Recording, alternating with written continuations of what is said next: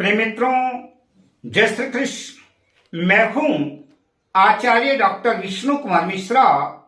काल निर्णय पर आपका बहुत बहुत स्वागत करता हूं। आज हम इस वीडियो पर चर्चा करेंगे ज्योतिष शास्त्र का बेहद प्रसिद्ध और प्रभावशाली गज केसरी योग की चर्चा आपके बीच में करूंगा। जिस जातक की जन्म कुंडली में गज केसरी योग बना हुआ है, तो क्या यह योग वाकई जातक को राजा जैसा समृद्धिशाली बना देता है? आज हम इस वीडियो पर शास्त्रीय आधार बना करके आपसे गज केसरी योग की चर्चा करूंगा। पर मैं विषय क्रम में आगे बढ़ूं उससे पहले आपसे आग्रह, अगर आपने अभी तक हमारे इस चैनल को सब्सक्राइब नहीं किया है तो प्लीज चैनल को सब्सक्राइब करें, साथ ही नोटिफिकेशन बेल को भी प्रेस कर लें। अगर आप अपनी या अपनों की जन्म कुंडली का बृहद प्रेडिक्शन कराना चाहते हैं, विश्लेषण कराना चाहते हैं, या कि हमसे किसी भी किस्म का ज्योतिषी परामर्श प्राप्त करना चाहते हैं, या कि उत्तम क्वालिटी के रियल राशि रत्न आदि प्राप्त करना चाहते हैं, तो आप स्क्रीन पर फ्लैश हो रहे नंबरों पर हमसे संपर्क कर सकते हैं। गज केसरी योग की अगर हम चर्चा करें, इसके शाब्दिक अर्थ की बात करें, तो गज का मतलब होता है हाथी, हाथी जैसा शक्तिशाली, और केसरी का मतलब होता है सिंह। स्थिरता और बुद्धि का सम्मिश्रण, सम्मिलन। सिंह राजसत्ता, शक्ति, पद प्रतिष्ठा, तेज का प्रतीक है।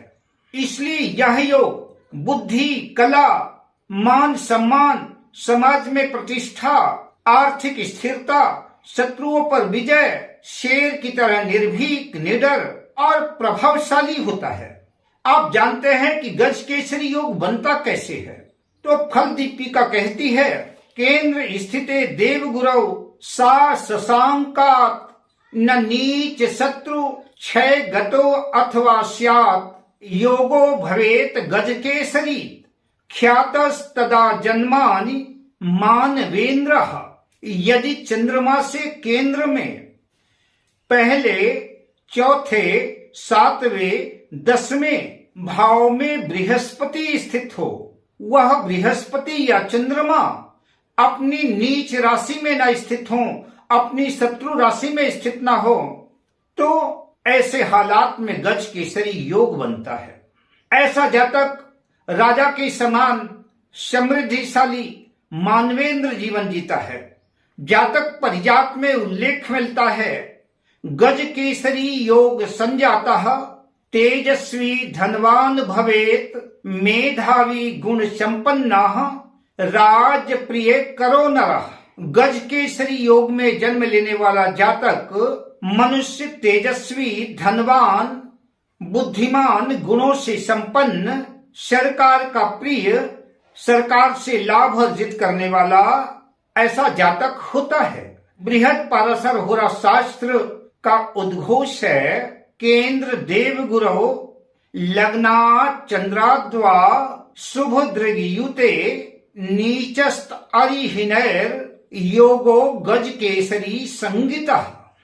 जब देव गुरु बृहस्पति लग्न या चंद्रमा से केंद्र यानी पहले, चौथे, सातवें और 10वें भाव में स्थित हो, और शुभ ग्रहों से युत या दृष्ट हो, साथ ही अपनी नीच राशि में ना हो, शत्रु राशि में ना हो और अस्त भी ना हो, तब जन्म पत्रिका में यह गज केसरी योग बनता है। वैसे तो गज केसरी योग की फलश्रुति आप सुन भी चुके हैं, आप जानते भी हैं, लेकिन फिर भी इस संदर्भ में मैं एक श्लोक की चर्चा आपसे करना चाहूंगा।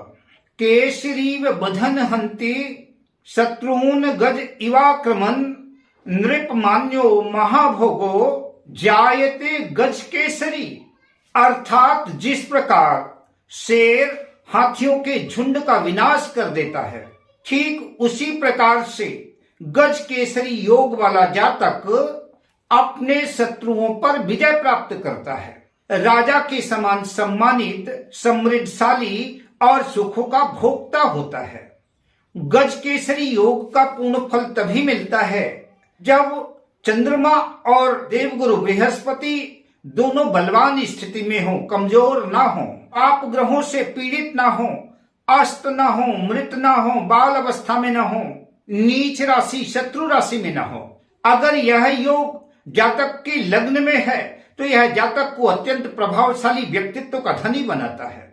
ऐसे जातक की तेज बुद्धि होती है, तीक्ष्ण बुद्धि वाला होता है, बेहद आकर्षक होता है, विद्वान होता है और मान सम्मान से युक्त प्रसिद्ध होता है। गज केसरी योग की यह शक्तिशाली स्थिति है। अगर यह योग जन्म पत्रिका के चतुर्थ भाव में बना है तो जातक के जीवन में सुख सुविधाओं की समृद्धि की वृद्धि होगी, शानदार भूमि भवन के योग बनेंगे, वाहन का लाभ होगा, सुख सुविधाओं में वृद्धि होगी, माता का पूर्ण सहयोग मिलेगा ऐसे जातक को, और सुखों के साथ साथ ऐसे जातकों को मानसिक शांति भी मिलती है। सप्तम भाव में अगर गज केसरी योग बना हो तो जातक को उत्तम और प्रभावशाली जीवन साथी मिलता है जो प्रायः उच्च कुल से संबंध रखता है, व्यापार व्यवसाय में बड़ी सफलता अर्जित करता है। ऐसे जातकों को पब्लिक डीलिंग से खूब लाभ होता है। यह युति अगर दशम भाव में बनी हुई है, गज केसरी योग कैरियर भाव दशम भाव में है, तो ऐसा जातक समृद्धि के कैरियर के मामले में शून्य से शिखर तक की यात्रा तय करता है। उच्च पद प्रतिष्ठा, मान सम्मान, प्रशासनिक सफलता, सरकारी नौकरी, सरकार से खूब लाभ प्राप्त करता है। ज्योतिष शास्त्र के अनुसार गज केसरी का पूर्ण वैभव पहले, चौथे, सप्तम और दशम भाव में ही होता है, पर इसका मतलब यह बिल्कुल भी नहीं है कि अन्य भाव पर गज केसरी योग पूर्णतः निष्फल होता है। भाव बदलने से फल की प्रकृति, नेचर ऑफ रिजल्ट बदल जाता है। त्रिकोण भाव, पंचम भाव, नवम भाव लक्ष्मी स्थान माना जाता है। यहाँ पर बना गज केसरी योग भाग्यशाली परिणाम दे सकता है। पंचम भाव ज्ञान का भाव है, शिक्षा का भाव है, संतान का भाव है। यहाँ पर बना गज केसरी योग जातक को असाधारण तीक्ष्ण बौद्धिक स्तर उनका बढ़ाता है। ऐसे जातक अत्यंत बुद्धिमान होते हैं, उच्च शिक्षित और संस्कारी होते हैं।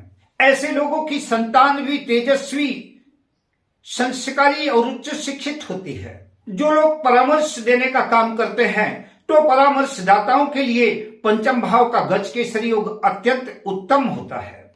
नवम भाव भाग्य का और धर्म का भाव है। यहाँ पर बना योग धर्म और कर्म में रुचि जगाता है। ऐसी कंडीशन में जातक का भाग्योदय जल्दी होता है। कई बार आध्यात्मिक जगत में ऐसा जातक प्रसिद्ध आध्यात्मिक गुरु बन करके उभरता है या कि अच्छे पथ प्रदर्शक के रूप में प्रसिद्ध होता है, ख्याति प्राप्त करता है। इसे अत्यंत शुभदायी योग कहते हैं।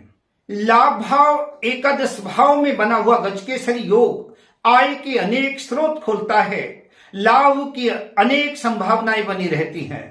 ऐसे व्यक्तियों का बड़े संगठनों से संबंध, सरकार से लाभ की स्थिति और ऐसे लोगों को अपने मित्रों का खूब सहयोग मिलता है। ऐसे जातक मान सम्मान धन धान्य से युक्त होते हैं। द्वितीय भाव में अगर यह योग बना हुआ है तो ऐसे लोगों की खूब अचल संपत्ति होती है। ऐसे जातकों की वाणी प्रभावशाली होती है, कुशल वक्ता होते हैं, स्थायी चल अचल संपत्ति और परिवार में सामंजस्य का वातावरण बना रहता है। गज केसरी योग बना हुआ है तो पराक्रम में वृद्धि होती है।